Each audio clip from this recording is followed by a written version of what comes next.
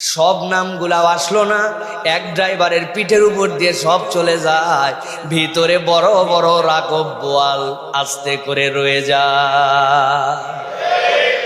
আমার আল্লাহ বলছেন, এই দুনিয়ার মানুষ ভালো করে বোঝো, ওয়াত্তাকুল্লাহাল্লাযী তাসালুন, আল্লাহ রাব্বুল আমিনের কাছে তোমার হিসাব দিতে হবে। যেই রব তোমার ব্যাপারে বড় বেশি সম্মুখ জ্ঞাত আছেন, আল্লাহ নিজেকে বলছেন ইন্নাল্লাহা কানা আলাইকুম রাকিবা। রব্বুল আলামিন তোমার ব্যাপারে এমন ভাবে সম্মুখ জ্ঞাত, সব জ্ঞান তার কাছে আছে। যেহেতু সৃষ্টি তিনি করেছেন, আল্লাহ বলছেন, নির্দেশ দিচ্ছেন ওই রবকে ভয় করো। কলকাঠি কবজার সব আল্লাহর কাছে, একদিন আল্লাহর কাছে দাঁড়াতে হবে। দুনিয়ার কেউ না ধরলেও রব আমাকে ধরবেন। ওই ভয় যদি একবার বান্দার অন্তরে আসে, ওই বান্দা কখনো আর দুর্নীতিতে যেতে পারে না, ঠিক কি না? আরবের এক বেদুই, একদম মূর্খ, মরুভূমির মধ্যে উট চড়ায়। এক ড্রাইভার গেছে, যাওয়ার পরে বলছে, তোমার উটের যে দুধ, এই দুধ থেকে আমাকে একটু এক জারকিন দুধ দিয়ে দাও। তোমার মালিক আছে এই জায়গায়? বলে না, মালিক নাই। বলে তাইলে দুধ দিয়ে দাও আমারে, আর তোমারে আমি 10 দিরহাম দিয়ে দিচ্ছি। ও বললো, কি সাংঘাতিক কথা, তুমি একটা অবাস্তব কথা বলতেছো। আমার মালিক নাই, সেই মালিক তো উটের মালিক, কিন্তু উট এবং আমি এই দুইজনের যে মহামালিক, ওই মালিক কি দেখবে না আমি তোমাকে দুধ দিতে পারবো না? এই বোধকে শিখাইছে, এই বোধ তাকে, এই ধর্ম বিশ্বাস তাকে শিখিয়েছে।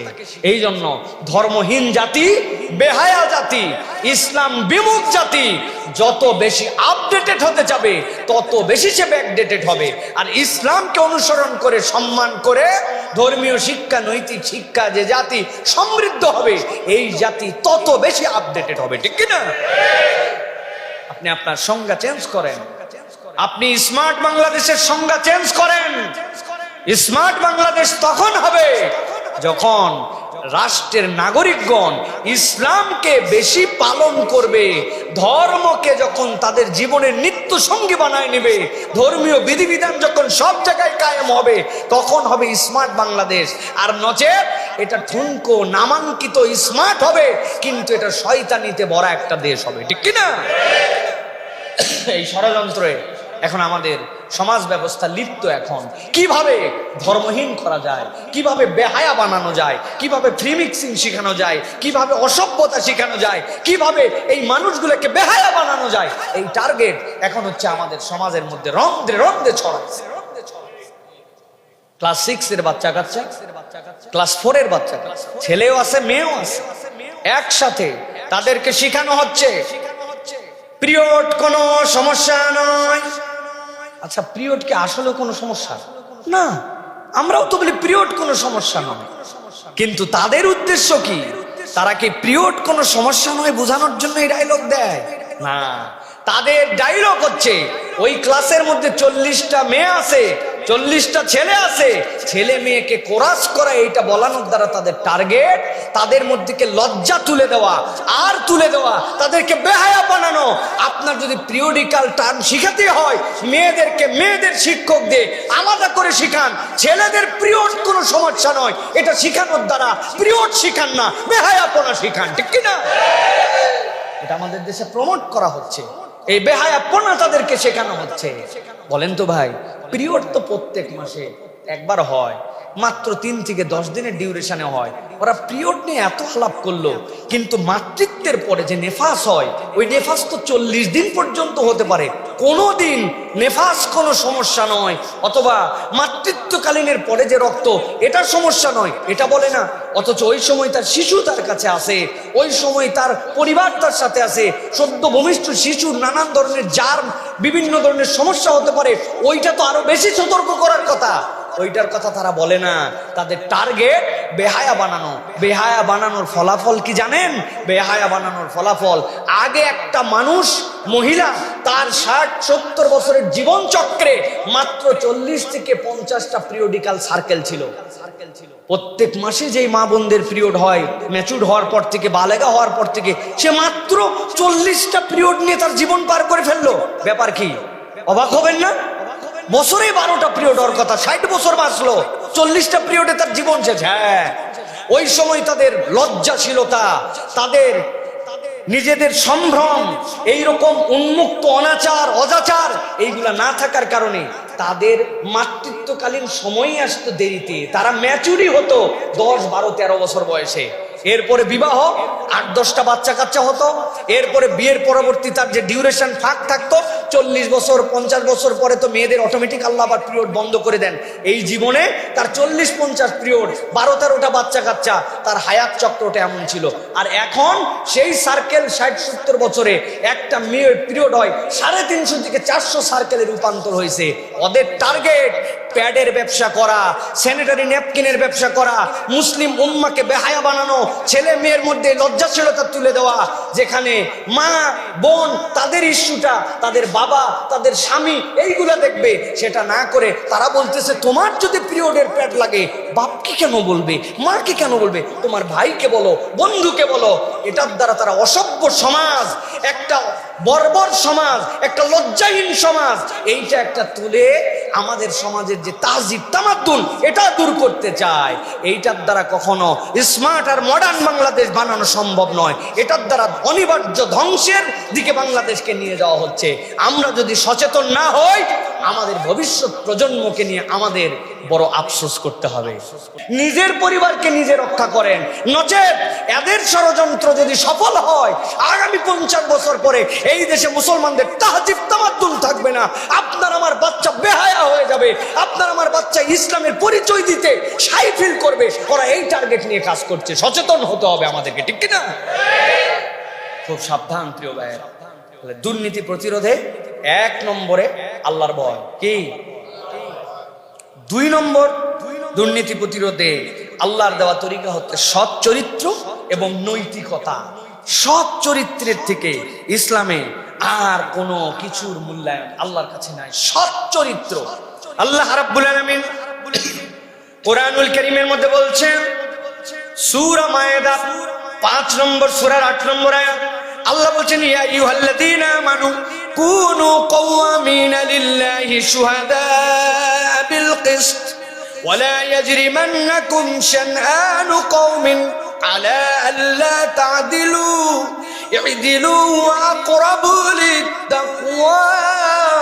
রব্বুল আমিন বলছেন, এই দুনিয়ার মানুষ, আমি রব্বুল আমিন তোমাকে সৃষ্টি করার পরে, এরপরে আল্লাহ ব্যতীত পরে তোমাকে যে গুনাহগুণ অর্জন করতে বললাম, তুমি যদি দুর্নীতি মুক্ত থাকতে চাও, তোমার সমাজকে যদি এরকম করে দেখতে চাও, আল্লাহ বলছেন ইয়া আইয়ুহাল্লাযীনা আমানু কুনু কওয়ামিনা লিল্লাহি শুহাদা বিল কিসত। আল্লাহ বলছেন তোমাদের জন্য দায়িত্ব, আল্লাহ রব্বুল আলামিনকে তোমরা যদি রব হিসেবে বিশ্বাস করো, তাহলে তোমরা ন্যায়নিষ্ঠ ন্যায় পরায়ণতার উপরে তোমরা অবিচল থাকো। ওয়ালা ইয়াজরিমান্নাকুম শানানু কওমিন আলা আল্লা তা'দিলু। কোন কম, কোন দল কারো প্রতি অন্তরের মধ্যে বিদ্বেষ থাকার কারণে কখনো যেন ন্যায় বিচার থেকে তাদেরকে তোমরা বঞ্চিত করো না।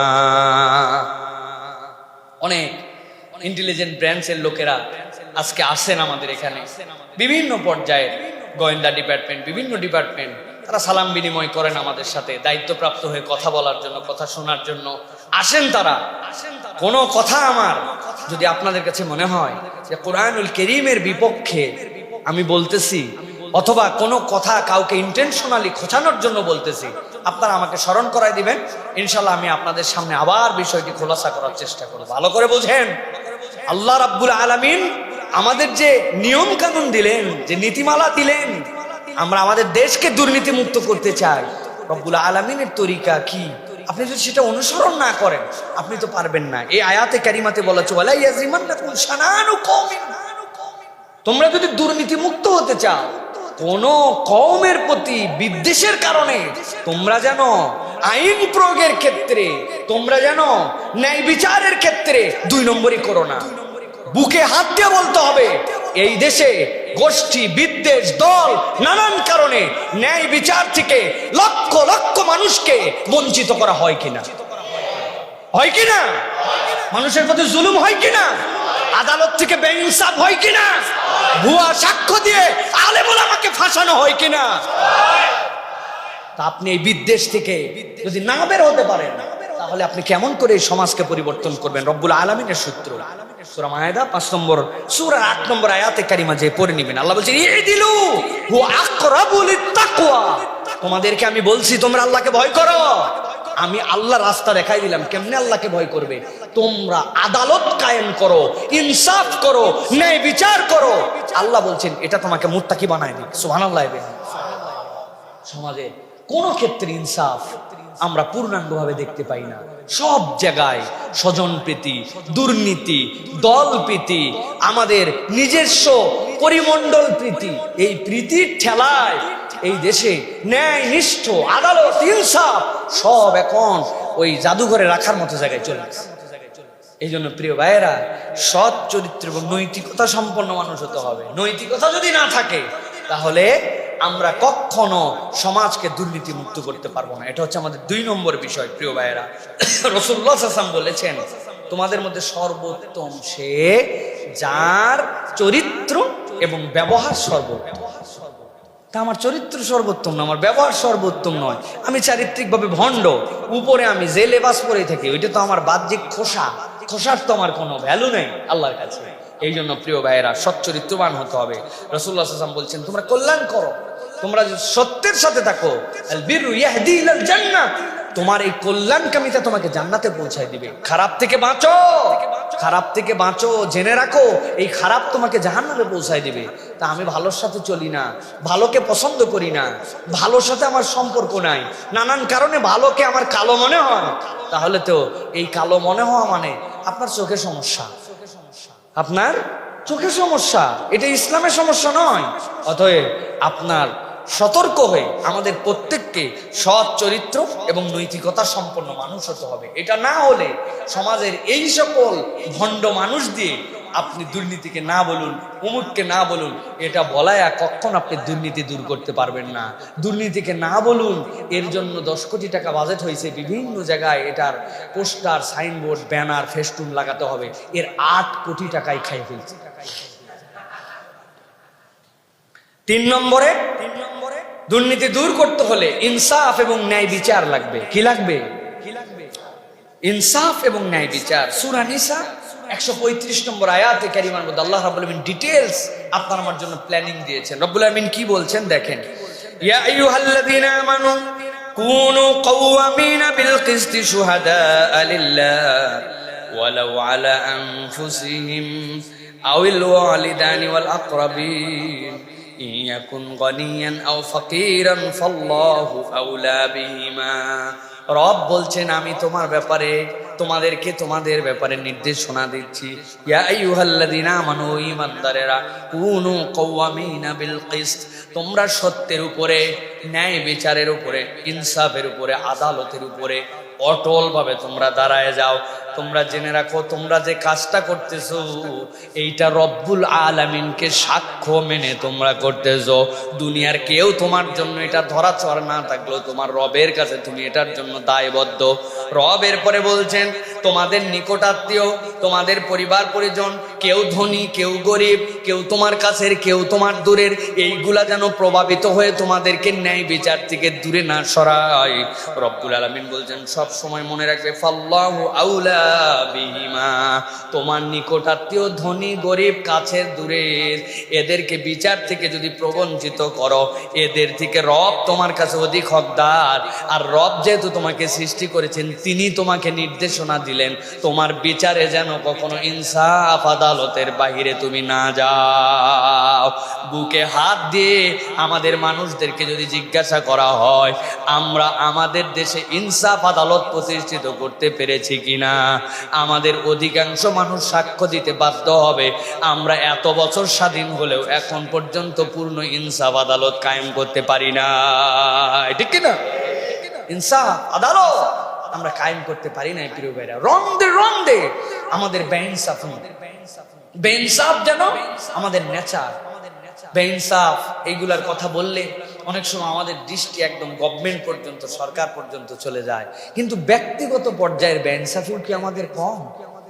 এত বড় দাড়িওয়ালা, টুপিওয়ালা হজ করছে কয়েকবার, বাপ মরে গেছে বহুদিন আগে, আজ পর্যন্ত বোনের জমিটা ঠিকঠাক মতো ফেরত দেয় নাই, টাল বাহানা ভঙ্গি চঙ্কি করে কত কাহিনী করে বোনের জমি দেয় না। এরকম ভাই, এরকম হাজী সাহেব, নামাজি সাহেব আমাদের ঢাকায় নাই, আছে না?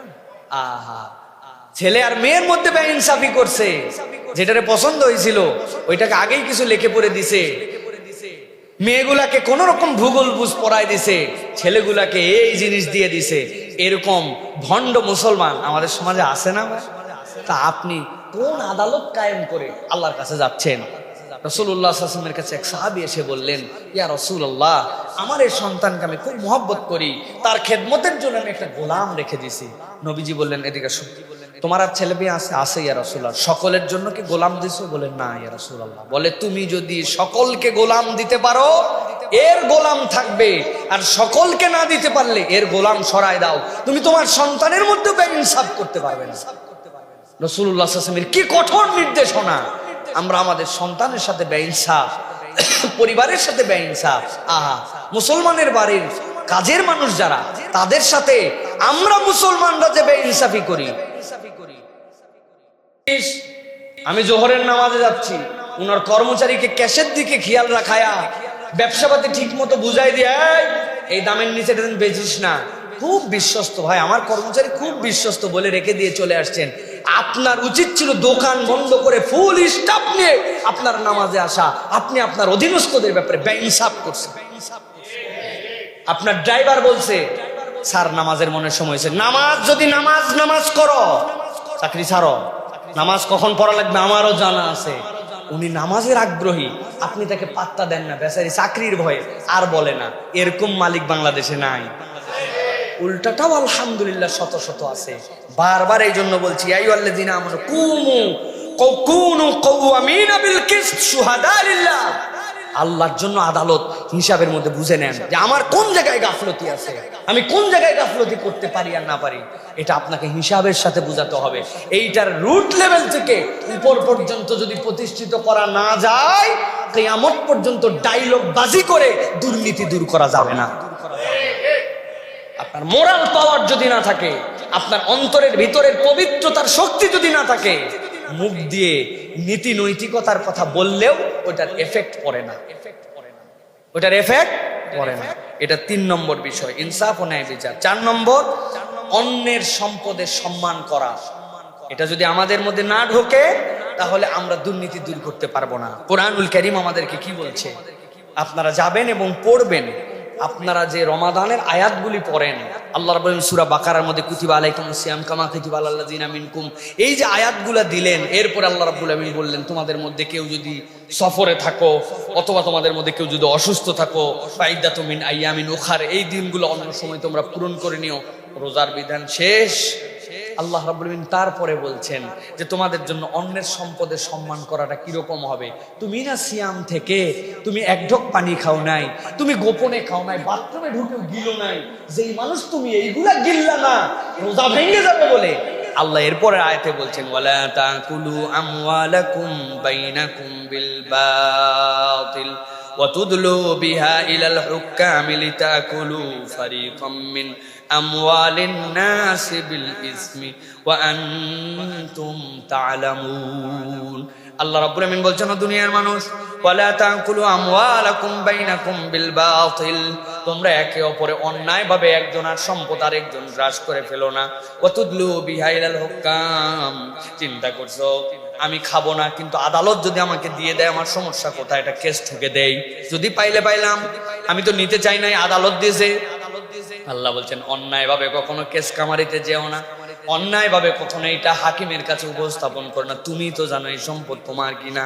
অতএব আল্লাহ রাব্বুল আমিন বলছেন, কখনো অন্যায়ভাবে এই কাজ করতে যেও না। বাংলাদেশে এরকম লক্ষ লক্ষ জমি, লক্ষ লক্ষ মামলা আছে, ওই লোকের টার্গেট আদালতে একটা কেস করে স্টে করানো, অন্তত পক্ষে এটা স্থগিত আদেশ চলুক, তারপরে দেখা যাবে ও জানে অন্যায় কিন্তু স্টে করায় রাখছে। আছে না এরকম? রব্বুল আলামিন বলছেন, ওয়া তুদলু বিহা ইলাল হুক্কাম লিতাকুলু ফারিকাম মিন আমওয়ালিন নাস, মানুষের সম্পদ তুমি বক্ষণ করার জন্য কখনো মিথ্যা মামলা, মিথ্যার জায়গায় তুমি কখনো বিচারকের কাছে উপস্থাপন করো না। আল্লাহ বলছেন, ওয়া আনতুম তা'লামুন, বিষয়টা তুমি জানো এটা তোমার হক নয়। এইটা যদি তুমি করো আর এই প্র্যাকটিস যদি তোমাদের মধ্যে থাকে, কিয়ামত হয়ে যাবে, তারপরেও সমাজের দুর্নীতি রোধ করতে পারবে না। কিয়ামত হবে, দুর্নীতি রোধ হবে না। এই মেন্টালিটির মানুষ কিভাবে গঠন হবে? ওই ধারাবাহিকতায় আসতে হবে, আল্লাহকে ভয় করতে হবে, নিজের চরিত্রের বলিষ্ঠতা আনতে হবে, ইনসাফ প্রতিষ্ঠিত করতে হবে, ন্যায় বিচারের উপরে অটল অবিচল থাকতে হবে। সাথে সাথে এই মেন্টালিটি আপনার থেকে দূর করতে হবে, যেই আল্লাহর জন্য আমি রোজা থাকছি, এক ফোঁটা পানি খেলে সিয়াম ভেঙে যায়, আর আমি ওই ব্যক্তি কেমনে আমি মানুষের সম্পদ খেয়ে ফেলি, কেমনে আমি 2 নম্বর করে ফেলি, কেমনে আমি এই সম্পদগুলাকে ভক্ষণ করি, এটা আল্লাহ রাব্বুল আলামিনের কাছে তো আমাকে দাঁড়াতে হবে। অতএব এখান থেকে আমাদের বাঁচার চেষ্টা করতে হবে। ভাই, কতদূর পর্যন্ত আমাদের কথা যাবে, কোথায় পর্যন্ত পৌঁছাবো আমি জানি না, কিন্তু আমার সামনে আল্লাহ যে প্রত্যেক জুমায় এই যে আপনারা সারা দেশ থেকে আসেন, আপনারা এত কষ্ট করে এই ছোট্ট একটু মসজিদের মধ্যে সেই 9:30 10টার থেকে 2তলা 3তলা বাইরে রাস্তা ফুল করে আপনারা আসেন জিম্মাদারির জায়গায়। আমরা অন্তত শপথ নেই যে আমরা কখনো কারণ আমি মিথ্যা মামলা দিব না, যদি দিয়ে থাকি এখান থেকে উঠাই নিব, অন্যায় ভাবে কারো এক চুল সম্পদ ভক্ষণ করব না। আরে 4 আঙ্গুল ঠেলে দিয়ে কি করব? কবর তো আমার সেই নির্ধারিত জায়গার মধ্যে হবে, হাসরের ময়দানে তো আমাকে নির্ধারিত জায়গায় উঠতে হবে। এই 4 আঙ্গুলের মায়ায় জাহান্নামের দিনে আমি আমার ওই বোঝা পিঠে টেনে কেমন করে নিয়ে যাব? এই কয়টা মানুষ যদি আমরা শপথ নিতে পারি, এটাই আমাদের জন্য কামিয়াব হবে ইনশাআল্লাহ। রাজি আছে ইনশাআল্লাহ? আমরা কখনো কারো সম্পদ কোনোভাবে জ্ঞাতসারে অন্যায় ভাবে নিব না, এটা আমাদের শপথ হবো, পারবো ইনশাআল্লাহ। আল্লাহ আমাদেরকে বোঝার তৌফিক দান করেন। প্রিয় ভাইয়েরা, 5 নম্বরে ইসলাম ঘুষ গ্রহণের ব্যাপারে আবার আলাদা করে নিষেধাজ্ঞা দিয়েছে। অন্যায় থেকে বাঁচো, আল্লাহকে ভয় করো, ভালো মানুষ হও, মিথ্যা ভাবে মানুষের সামনে দলিল উপস্থাপন করে জমি ভক্ষণ করার, সম্পদ ভক্ষণ করার চেষ্টা করো না। অন্যের সম্পদকে আল্লাহ হারাম করেছেন। নবী করিম সাল্লাল্লাহু আলাইহি ওয়াসাল্লাম ওই বিদায় হজের ভাষণ থেকে বলে দিয়েছেন, এটা তোমাদের জন্য, মুমিনের জন্য এটা হারাম, তাদের রক্ত হারাম, তাদের সম্পদ হারাম তোমাদের জন্য। আল্লাহ তারপরে আলাদা করে আবার বলছেন যে তোমাদের জন্য ঘুষ, এখান থেকে বাঁচো, উৎকোষ থেকে বাঁচো। এইখান থেকে যদি তোমার জাতিকে ফেরাতে না পারো, তাহলে এই জাতি পচে যাবে, এটা রন্ধ্রে রন্ধ্রে দুর্গন্ধ বের হবে। কেননা ঘুষ এমন একটা জিনিস, আল্লাহ রাসূল সাল্লাল্লাহু আলাইহি ওয়াসাল্লাম বলছেন, আর রাশি ওয়াল মুরতাশি কিলাহুমা ফিন্নার, ঘুষ দেয় যে খায় যে, উভয়কেই আল্লাহ জাহান্নামে নিক্ষেপ করবে। অতএব এখান থেকে আমাদেরকে বাঁচতে হবে। প্রিয় ভাইয়েরা, আজকে এই যে ঘুষ দিব না, এই বোধ কোথা থেকে জাগ্রত হবে? হালাল হারামের কনসেপ্ট থেকে এই বোধ আসবে, কোনটা হালাল কোনটা হারাম। কিন্তু বলেন তো ভাই, আমরা যে শিক্ষা ব্যবস্থায় আমাদের প্রজন্মকে বড় করে তুলছি স্কুলিংয়ে, এখানে কি হালাল এবং হারামের বাস বিচার বোধ, এই মেধা মনন তৈরি করার মতো কোনো কার্যক্রম আছে? হ্যাঁ, ওযুই ঠিক মতো শিখতে পারে না, এমন কার্যক্রমের শিক্ষা ব্যবস্থা দিয়েছি আমরা। ইসলাম ও নৈতিক শিক্ষাকে 4 সাবজেক্ট রাখি নাই, 4 সাবজেক্ট থাকলেও পাস করার টেনশন থাকে, ওইটাকে এখন বানাইছে ঐচ্ছিক সাবজেক্ট, যদি নিলে ভালো, না নিলে আরো ভালো। আপনি চিন্তা করছেন, যেটা আপনার মূল সাবজেক্ট হওয়ার কথা, আপনি নৈতিক মানুষ বানাচ্ছেন না, আপনি গণিতবিদ বানাচ্ছেন, আপনি কেমিস্ট বানাচ্ছেন, আপনি ফিজিস্ট বানাচ্ছেন, আপনি বড় ধরনের বিজ্ঞানী বানানোর প্ল্যান করতেছেন, হাতি ঘোড়া সব বানানোর চেষ্টা করতেছেন, কিন্তু আপনি তার রুহের খোরাক দিচ্ছেন না, আপনি তার অন্তরের খোরাক দিচ্ছেন না। হারাম কোনটা, হালাল কোনটা, আল্লাহর হুদুদ কোনটা, কোন পর্যায়ে চললে তুমি নীতি নৈতিকতা সম্পন্ন মানুষ হবে, এইগুলা কিছু নাই। ওর নাকি ব্রেন ডেভেলপমেন্ট করতেছে শুধু।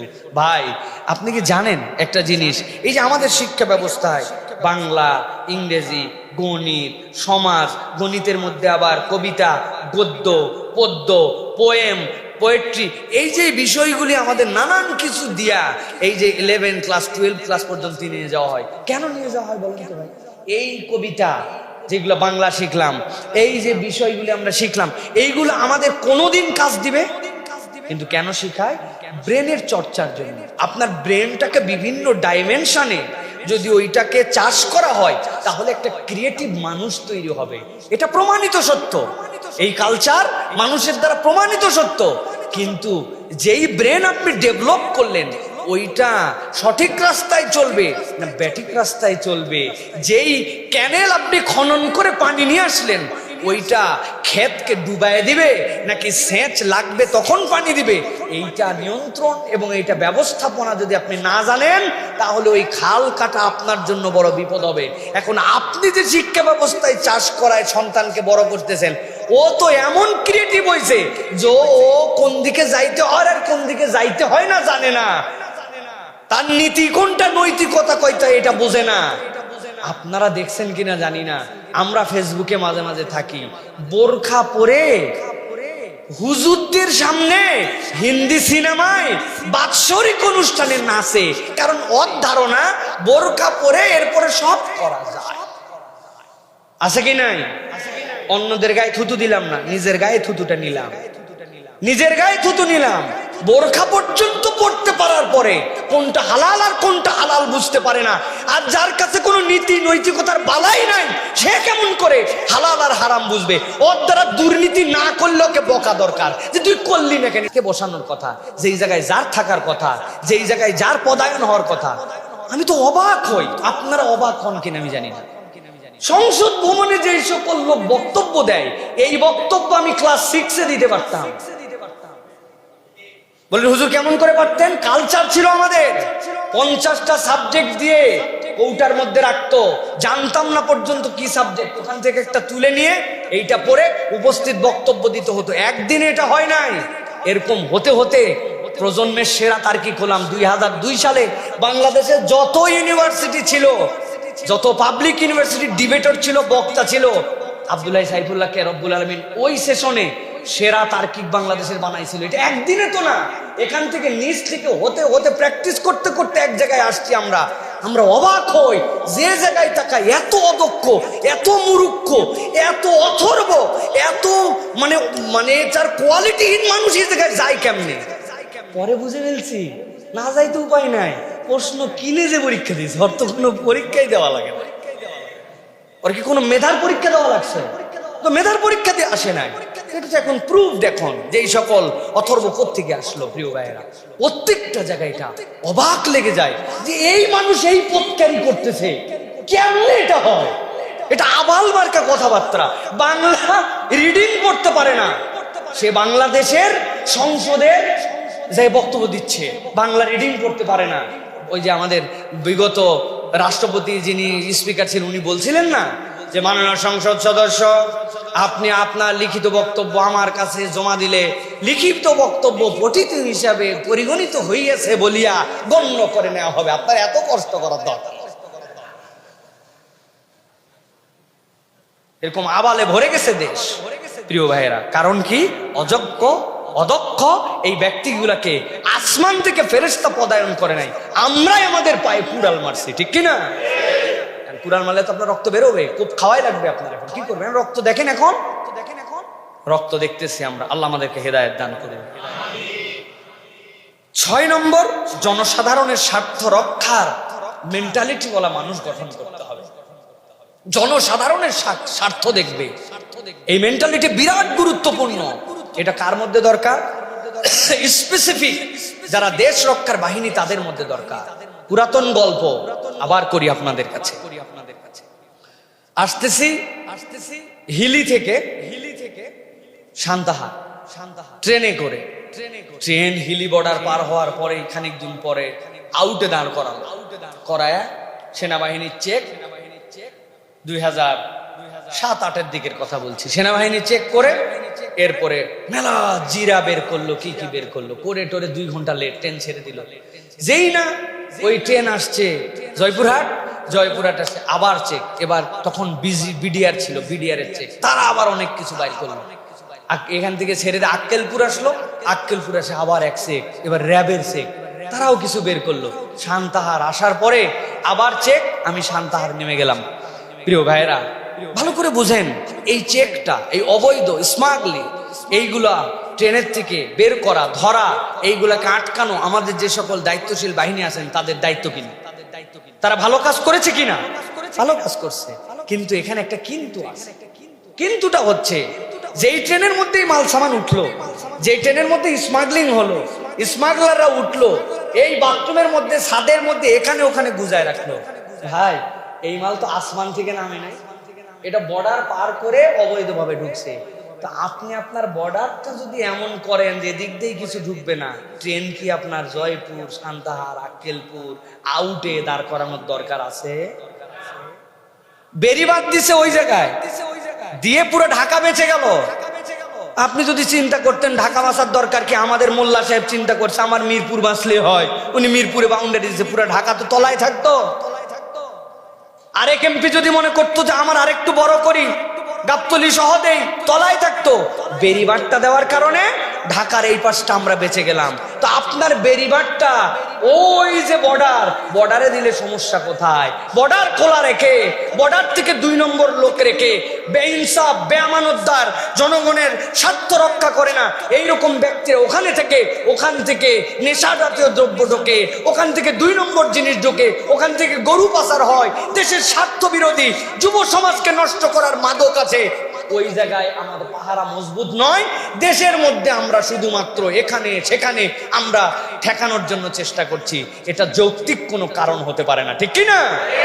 এই জন্য আমাদেরকে ইমানদার জেনারেশন দিয়ে, আমাদের দায়িত্বশীল ভাই যারা আছেন, এই দেশকে যদি ভালোবাসেন, তারা এই দেশের খাদেম হিসাবে নিজেকে যদি উপস্থাপন করেন, আমার দেশকে আমি সুন্দর করব, আমার দেশকে আমি ভালো রাখবো, আমার দেশের স্বার্থ রক্ষা করব, জনগণের স্বার্থ রক্ষা করব, এই মেন্টালিটিওয়ালা একদল মানুষ যদি তৈরি হয়, ইনশাআল্লাহ এই দেশ দুর্নীতি মুক্ত হবে, ঠিক কি না?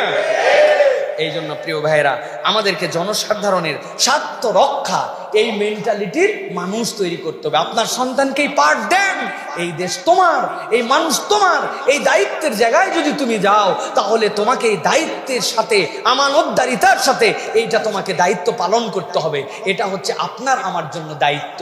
আমরা আমাদের সন্তানদেরকে এই পাঠ দিব তো ইনশাআল্লাহ?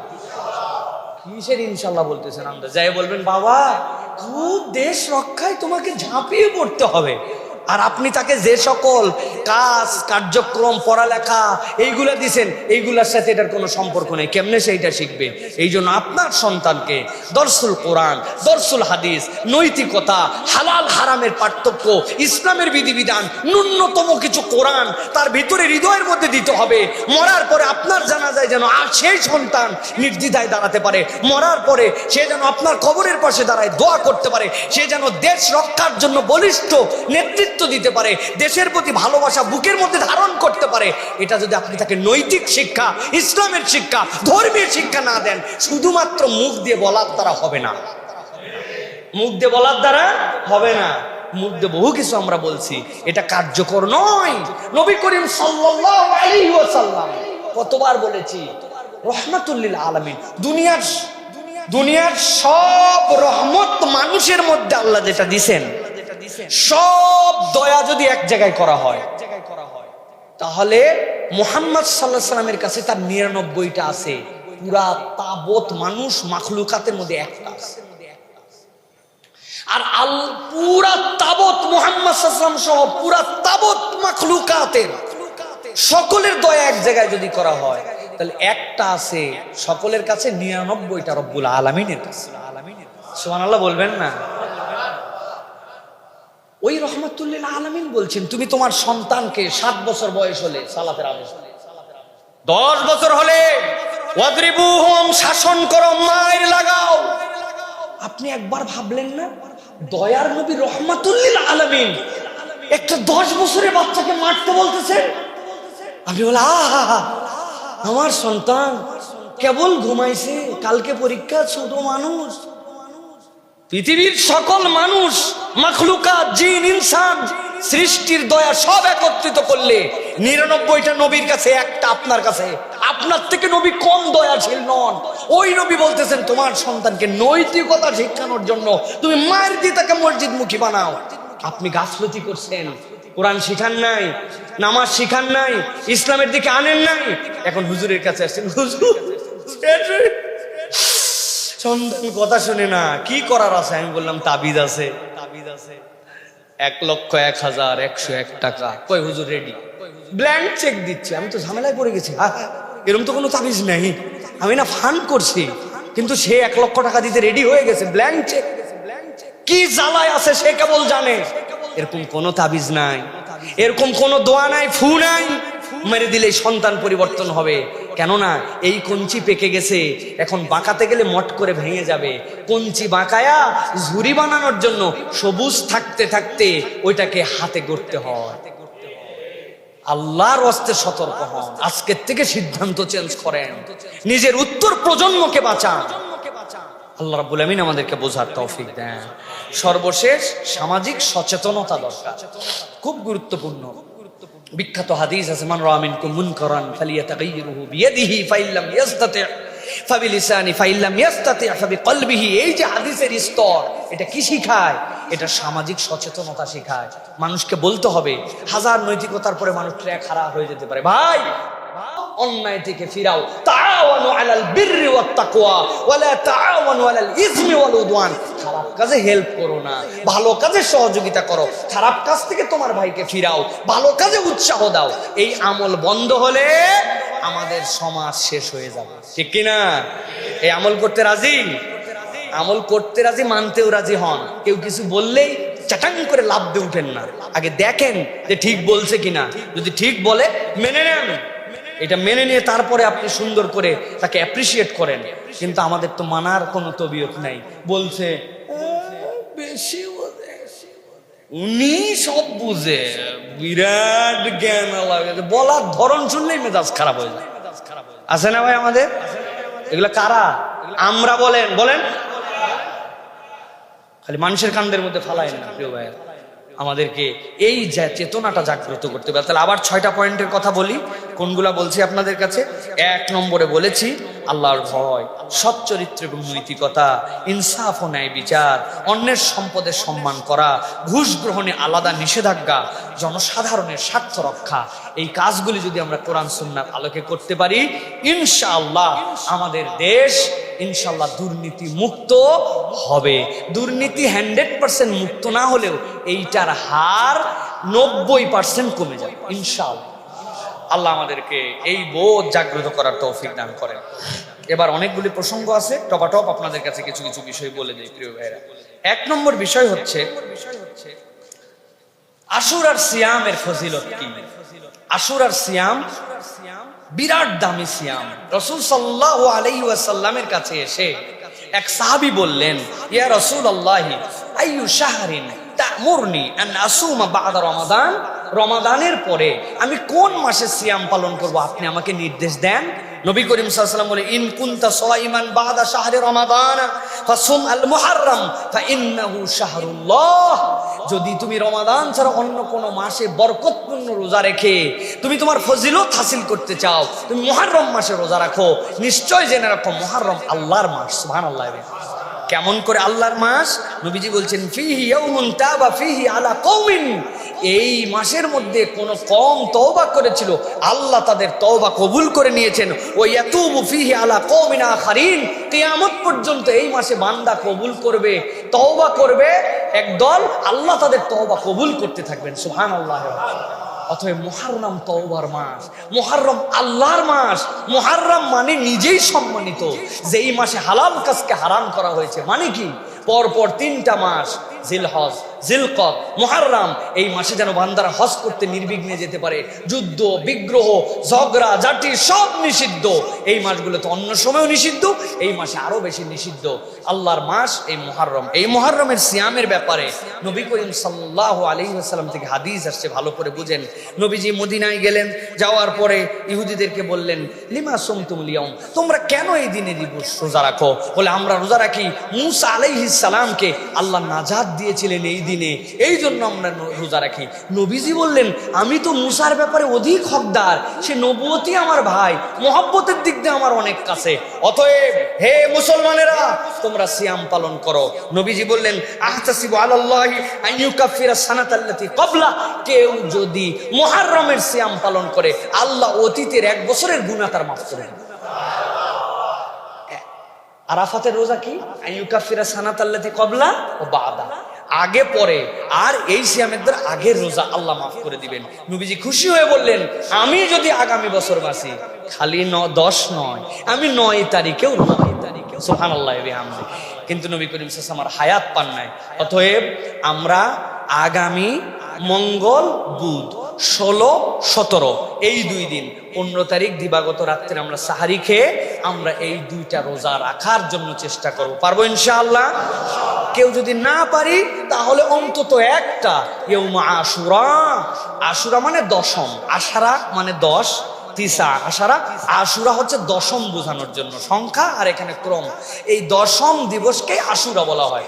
অতএব ন্যূনতম এই রোজাটা আমরা রাখবো। এই রোজা রাখার একটা আনন্দ আছে। কি আনন্দ? ইসলামের সিয়াম আসার আগে রমাদানের এইটা রাসূল সাল্লাল্লাহু আলাইহি ওয়াসাল্লামের পক্ষে ফরজ ছিল, তাহলে আমরা পূর্বের একটা ফরজ সিয়াম পালন করছি। মানে এই বিধান নাই, বলে না যে আহা এই অফিসে আমি চাকরি করতাম, কত স্মৃতি এখানে আমার, আমি জন্মগ্রহণ করছি এই বাড়িটাতে, এখানে আমার কত স্মৃতি ছোটবেলায়, বলে না? মুসলমানদের একটা স্মৃতি আছে আশুরার রোজার সাথে, যে ইসলামে মুহাম্মদ সাল্লাল্লাহু আলাইহি ওয়াসাল্লামের প্রতি প্রথম ফরজকৃত রোজা ছিল আশুরা রোজা। আমাদের জন্য এখন ফরজ না, কিন্তু আমার অতীতের ফরজ স্মরণ করে এই সিয়ামটা রাখবো। আমরা আশুরার এই সিয়াম পালন করার জন্য চেষ্টা করব। আল্লাহ আমাদেরকে পালন করার তৌফিক দান করেন। প্রিয় ভাইয়েরা, এই যে আমরা সিয়াম পালন করছি, এই সিয়ামের পরে আরেকটা বিষয় আমাদের কাছে গুরুত্বপূর্ণ, এটা আমাদের কাছে অনেক ক্ষেত্রে জিজ্ঞাসার মতো, ভালো করে বুঝেন। সেটা হচ্ছে এই যে মুহররম এবং আশুরা, মুহররম এবং আশুরা কি হুসাইন রাদিয়াল্লাহু তাআলা আনহুর শাহাদাতের কারণে সম্মানিত? আহলে বাইতের ব্যাপারে আমাদের মন্তব্য এবং আমাদের ধারণা কি? আমাদের সমাজে এক শ্রেণী এখন মুহররম এবং আশুরা এবং এই কেন্দ্রিক যেই সকল কাজ করছে, এই কাজ করতে যে প্রকারান্তরে তারা শিয়া মতাদর্শে নিজেদেরকে নিমজ্জিত করে দিছে। শিয়াদের ধারণা কি?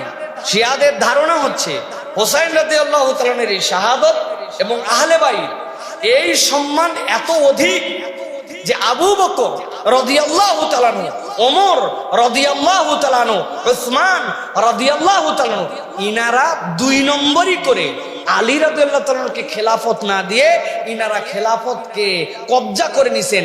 এই হিসাবে ওমর রাদিয়াল্লাহু তাআলার প্রতি আয়েশা রাদিয়াল্লাহু তাআলার পরামর্শে নাকি এইগুলা হয়েছে। যেহেতু নবী করিম সাল্লাল্লাহু আলাইহি ওয়াসাল্লাম শেষ বয়স, শেষ সময়টুকুতে আয়েশা রাদিয়াল্লাহু তাআলার ঘরে ছিলেন, তার ষড়যন্ত্রের কলা কৌশল এইগুলা ছিল। এই জন্য কেউ শিয়াতে পূর্ণ শিয়া হতে পারবে না যতক্ষণ আবু বকরকে না গালি দিবে, ওমরকে গালি না দিবে। আয়েশা তো ফিন্নার, আয়েশা জাহান্নামী, এই কথা না বললে শিয়া হওয়া যায় না। নাউজুবিল্লাহ বলে। আমাদের দেশেরও এক শ্রেণী এখন আহলে বাইতের মহব্বত ইজহার করতে করতে, নিজেদেরকে সুন্নি নামকরণ করতে করতে, তাজিয়া মিছিল, হাই হোসেন হাই হাসান, নিজের পিঠে বাড়া, ইমাম বাড়া, বিভিন্ন ধরনের খালি পায়ে ডেক মিছিল, এইগুলা করে তারা শিয়া মতাদর্শের দিকে যাচ্ছে।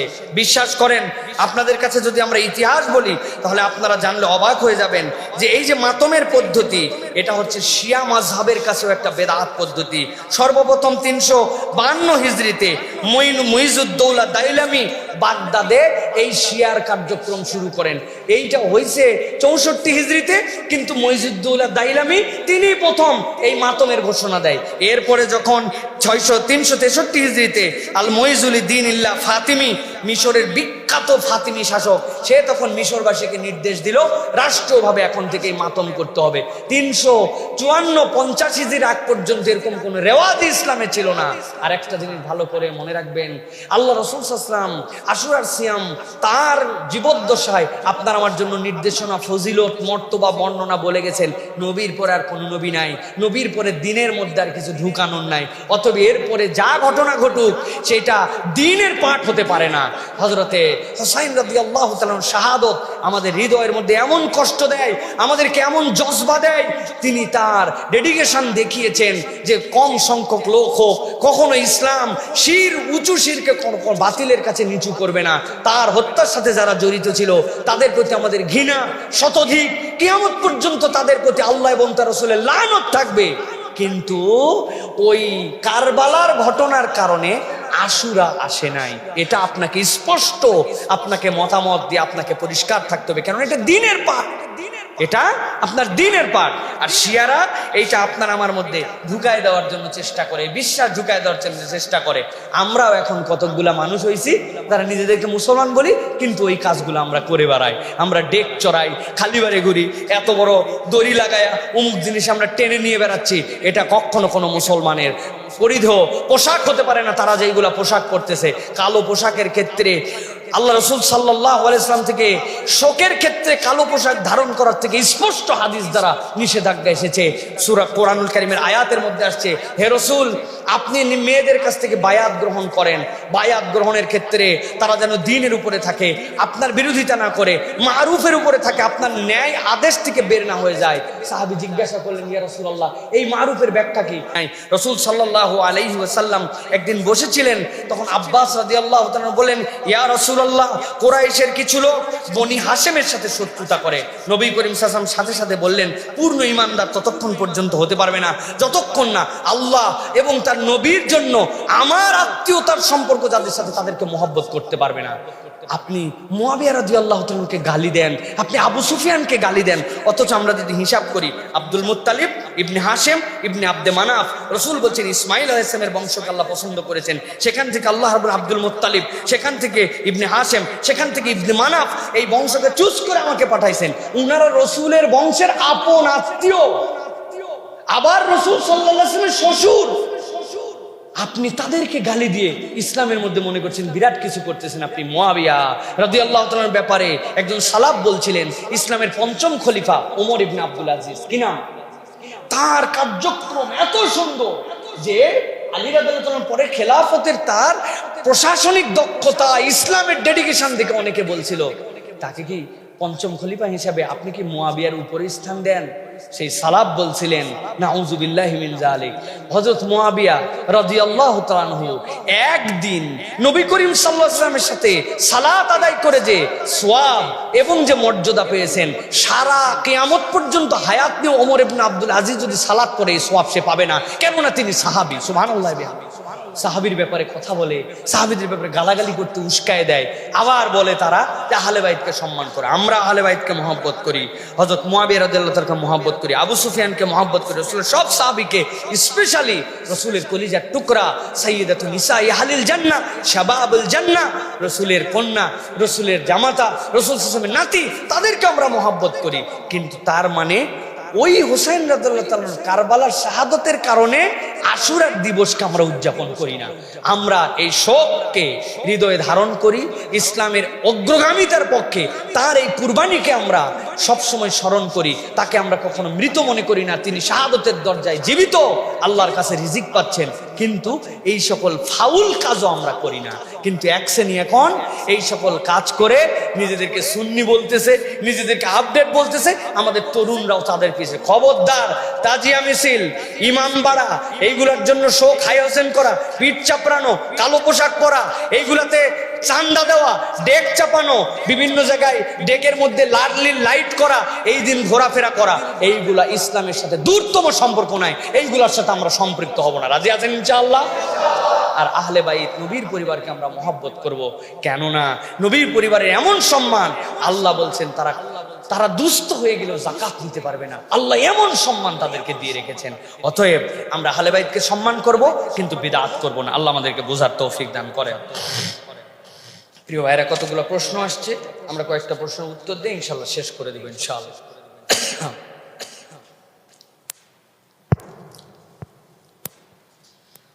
একজন কোটা সুবিধা ভোগকারী বিশ্ববিদ্যালয়ের শিক্ষক বলেছেন কোরআন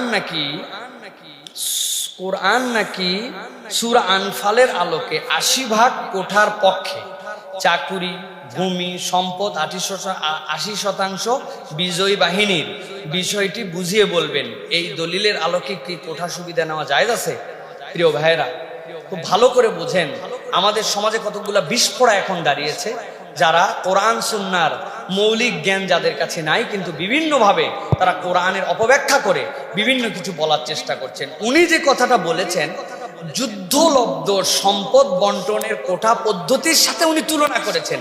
আল্লাহ রাব্বুল আলামিন সূরা আনফালের মধ্যে কি বলেছেন? ওয়ালামু আন্নামা গানিমতুম মিন শাইইন ফাইন্না লিল্লাহি খুমুসাহু ওয়া লিরাসূলিহি, আল্লাহ ওয়া লিররাসূলি। আল্লাহ রাব্বুল আলামিন বলছেন, তোমরা যদি কোনো যুদ্ধ করো, এই যুদ্ধের পরে যুদ্ধলব্ধ যে সম্পদ, ওই সম্পদের প্রথম যে 5 ভাগ, ওই 5 ভাগের 1 ভাগ এটা আল্লাহ এবং তার রাসূলের জন্য। এরপরে বাকি সম্পদের মধ্যে থেকে আবার ভাগ করার পরে একটা ভাগ আসবে, বাকি একটা অংশের থেকে 5 ভাগ হবে।